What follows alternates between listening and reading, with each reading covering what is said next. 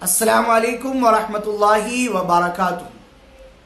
عورت کو جو زیور میکے سے ملتا ہے اس کی زکوٰۃ عورت پر ہے یا اس کے شوہر پر؟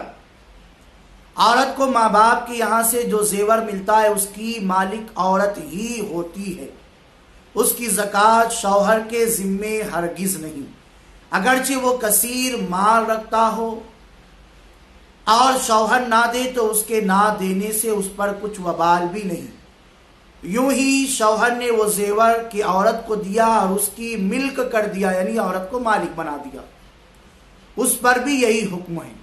ہاں اگر شوہر نے اپنی ہی ملکیت میں رکھا اور عورت کو صرف پہننے کے لیے دیا تو بے شک اس کی زکوٰۃ مرد ہی کے ذمے ہے، جبکہ خود یا دوسرے مال سے مل کر بقدر نصاب ہو اور حاجت اصلیہ سے زائد ہو تو دونوں صورتیں یہاں پر بتا دی گئی۔